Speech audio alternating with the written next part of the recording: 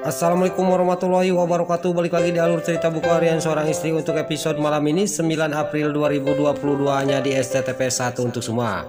Di episode selanjutnya Mbak Lia sama Pak Fajar sampailah ke kontrakannya dan Mbak Lia juga menerima telepon dari para buana.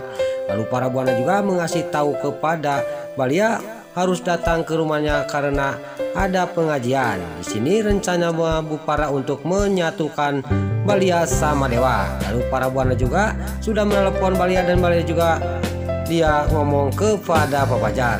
Lalu Pak Fajar juga, kamu udah berangkat aja ke sana. Kamu kan sudah jadi karyawannya buana, kata Pak Fajar. Lalu terlihat Mbak Lia juga dia tidak mau berangkat dan Pak Fajar juga ngomong kepada Mbak Lia, ya udah kamu aja berangkat aja, saya mau istirahat, kata Pak Fajar sambil meninggalkan Mbak Lia. Lalu di sisi lain di kamarnya si Livia, di sini si Brokokoni sudah datang dari kamar mandi dan dia juga pas mau mengambil HP dirinya tiba-tiba dikagetkan HP-nya tidak ada. Lalu si Brokokoni juga tidak banyak basa-basi, kalau jatuh HP-nya di tengah rumah dia juga langsung keluar dari kamarnya. Pas sampai ke tengah rumah, di sini terlihat si Brokokoni juga mencari-cari HP. Enggak lama kemudian datanglah Dewa sambil membawa HP si Brokokoni. Lalu si Brokokoni juga menghampiri Dewa. Kenapa HP saya ada di kamu, Dewa? Kata si Brokokoni, kembalikan HP saya.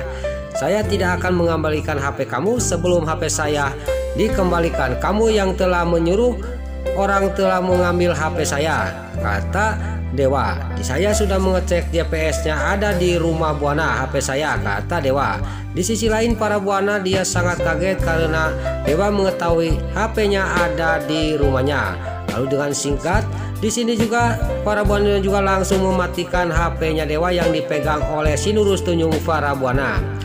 Lalu Dewa juga ngomong lagi kepada si Brokokoni, kalau kamu nggak percaya saya akan buka GPS-nya HP saya pasti ada di sini. Tiba-tiba HP-nya Dewa sudah mati dan GPS-nya juga sudah tidak muncul lagi. Lalu di sini terlihat si Brokokoni juga ngomong kepada Dewa, enggak ada kan, kata si Brokokoni kepada Dewa. Enggak lama kemudian datanglah si Livia dan meminta HP-nya Dewa.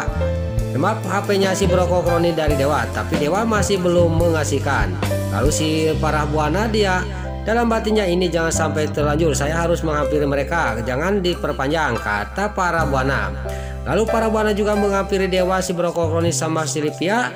Dan di sini si Nurus Tunjung para buana juga orang tua jahat, dia juga ngomong kepada Dewa. Lalu Dewa juga mengasih tahu bahwa HP saya dicuri oleh si Brokokoni, kata Dewa kepada para buana. Terlihat aktingnya si para buana dasar orang jahat, dia ngomong kepada Dewa, kamu itu HP-HP aja tinggal beli lagi, kata para buana kepada Dewa. Lalu singkat cerita para buana juga ingin ngomong kepada Dewa, sekarang ini mau ada pengajian, kamu siap-siap aja mandi karena mau ada di pengajian, kata Bu Para sambil dia juga pergi meninggalkan Dewa.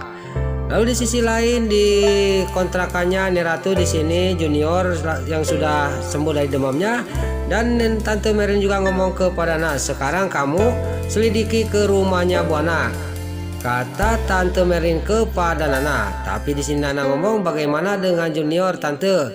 Biarin Junior saya yang ngurus dan di sini juga ada suster, kata Tante Merlin kepada Nana. Lalu Nana juga ngomong kepada Tante Merlin, ya udah kalau gitu saya menitipkan Junior, saya akan menyelidiki ke rumahnya buana, kata Nana kepada Tante Merlin. Ya, saya akan menjaga Junior dan di sini ada suster yang sudah berpengalaman, kata Tante Merlin kepada Nana. Singkat cerita Nana juga berangkat pergi menuju ke rumahnya buana untuk menyelidiki di rumahnya buana.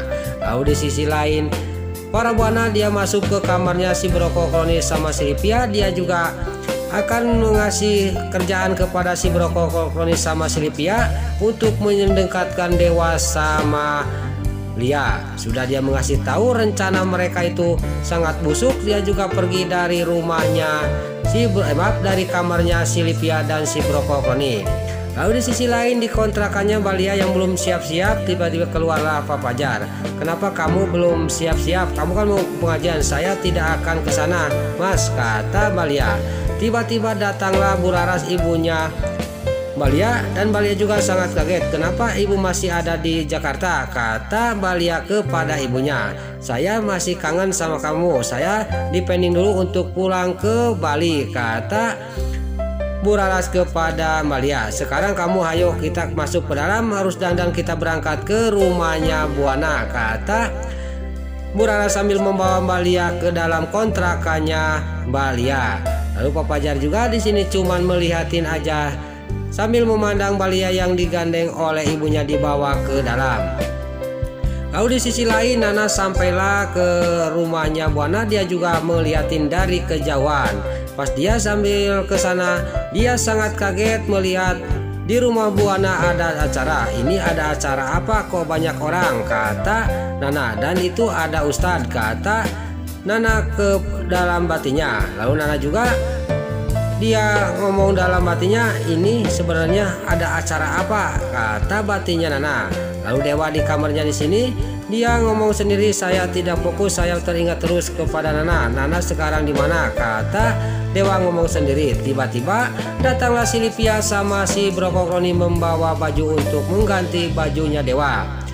Lalu Nana juga dia sangat kaget pas dia melihat ada Bu Raras sama Bu Farah lagi pelukan. Benar-benar Mama Farah ingin menjodohkan Mas Dewa sama Lia. Tapi saya tidak akan tinggal diam karena Mas Dewa mesti istri saya, kata batinnya Nana.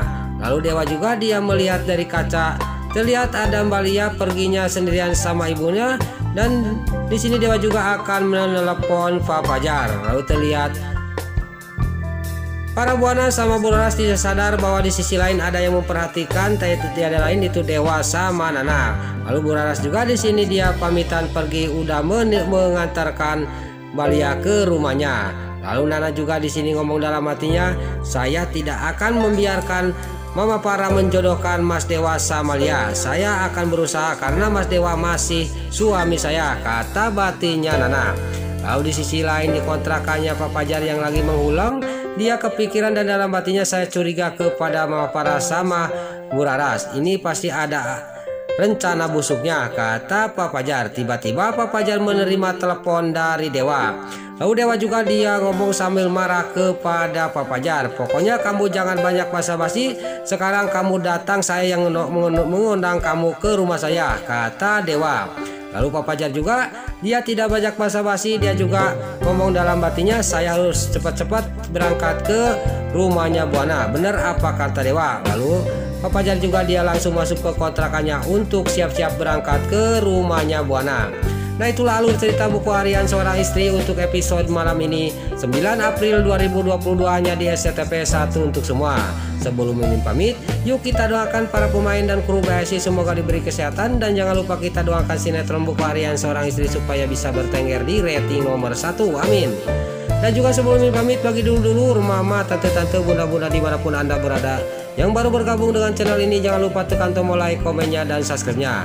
Dan jangan lupa nyalakan lonceng notifikasinya juga ya guys. Dan juga sebelum Mimin pamit, Mimin mohon maaf kalau ada salah-salah kata dan kata-kata Mimin balelo lobati soledat karena Mimin tes kabudah. Mimin mohon maaf. Sekarang Mimin pamit.